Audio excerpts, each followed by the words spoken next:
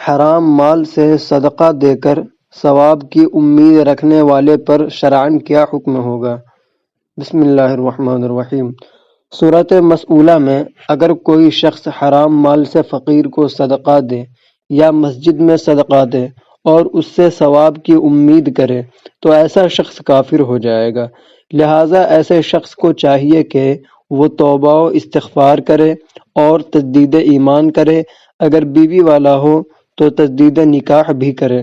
اسی طرح کا سوال اعلیٰ حضرت عظیم البرکت مجدد دین و ملت سنیوں کی جان احمد رضا خان علیہ الرحمۃ والرضوان سے کیا گیا، جس کا جواب آپ رحمۃ اللہ علیہ فتاوی رضویہ میں تحریر فرماتے ہیں۔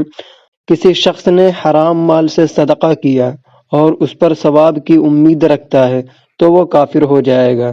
عالمگیریہ میں ہے، اگر فقیر پر حرام مال میں سے کچھ صدقہ کیا اور ثواب کی امید رکھتا ہے تو وہ کافر ہو جائے گا۔